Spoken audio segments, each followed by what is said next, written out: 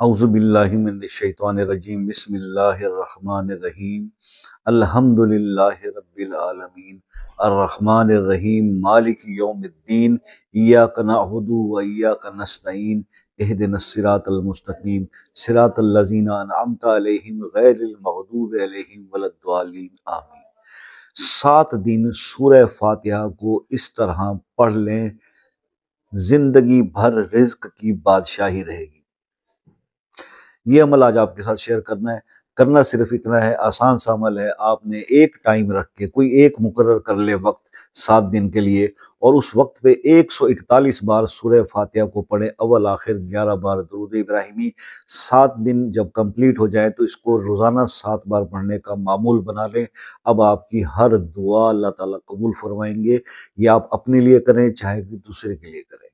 یہ انتہائی آسان عمل ہے، یہ آپ کو عامل بنا دے گا، یہ عمل آپ کو سورہ فاتحہ کا، اور یہ عمل قائم رہے گا اگر آپ اس کو 7 بار ڈیلی پھر پڑھتے رہیں گے، اول آخر 1 بار یا 3 بار درود شریف کے روٹین بنا لیں۔ اب آپ کو اپنا کوئی زندگی کا مسئلہ درپیش آ گیا، کسی بھی پرابلم کے لیے آپ کسی دوسرے کے لیے آپ نے دعا کرنی ہے، وہ آ گیا تو اپنے 7 بار صرف سورہ فاتحہ پڑھیں گے، دعا کریں گے، اللہ تعالیٰ قبول فرمائیں گے۔ اس کی صرف یہ شرائط میں سے ہے کہ آپ جگہ کا یعنی کوشش کریں کہ جگہ بھی ایک ہو، زمان و مکان کا قید ہے تو جگہ بھی ایک ہو، لیکن وقت تو لازماً آپ ایک رکھیں اور تنہائی میں بیٹھ کے اس کو کریں۔ تھوڑا خوشبو لگا لیں، اور جب عمل مکمل ہو جائے تو اس کے شروع کرتے وقت بھی آپ کچھ صدقہ کر دیں، کچھ خیرات کر دیں، اور جب مکمل ہو جائے 7 دن تو تب بھی آپ کچھ خیرات کر دیں۔ یہ کچھ وہ چیزیں ہیں جو 1 منٹ کے شارٹ ویڈیو کے اندر نہیں بتایا جا سکتی۔ تو جو لوگ شارٹس دیکھنے کے شوقین ہیں نا، جو بس وظیفہ سن کے اور آگے چلے جاتے ہیں، جب ان کو اثر نہیں ملتا تو اس وجہ سے کہ جو اگلی بات بتائی جانے والی ہے وہ اس تک پہنچتے نہیں اور سنتے نہیں۔ ٹھیک ہے جی، تو اس لیے ویڈیو کو مکمل واچ کیا کریں، آپ ہی کا بینیفٹ ہے، آپ کو ریزلٹس ملیں گے۔ اب جیسے آگے آپ نے بتایا کہ کوئی آپ کے پاس آ جاتا ہے اور کہتے ہیں جی یار اس کے لیے دعا کر دیں، میرے مسئلے کے لیے اللہ پاک اس سے حل کرے، تو 7 بار سورہ فاتحہ پڑھ کے آپ دعا کریں گے، اس کا مسئلہ بھی حل ہوگا۔ تو یہ ایک انتہائی بہترین آسان عمل ہے، ہر انسان کر سکتا ہے، اور اس کو آپ بے فکر ہو کے کر سکتے ہیں، اس کی کوئی گھبرانے کی، کوئی رجت، کوئی ایسی بات بھی نہیں ہے۔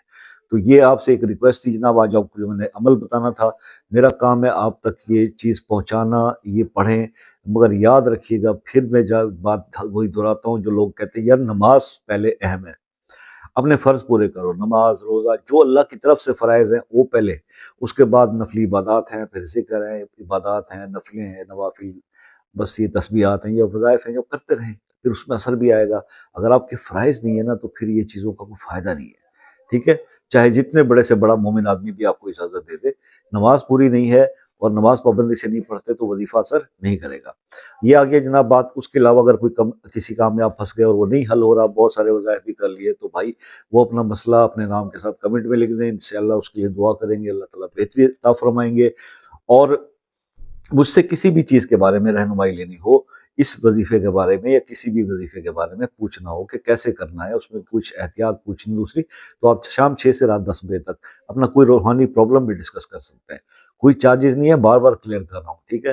اور بس آپ سے یہ ہے کہ جناب ٹو دی پوائنٹ بات کیا کریں، اور وظیفے کے بارے میں کوئی بات پوچھنی تو پوچھا کریں، وظائف نہیں بتائے جاتے واٹس ایپ کے اوپر، ٹھیک ہے۔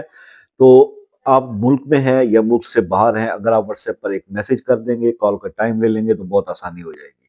یہ بات بھی کلیئر ہوگی۔ آخری بات، اپنا بہت سارا خیال رکھیں، دعا میں یاد رکھیں، زندگی رہی تو نیکسٹ کسی ویڈیو میں آپ سے ملاقات ہو جائے گی۔ تب تک کے لیے اجازت دیجیے، اللہ حافظ۔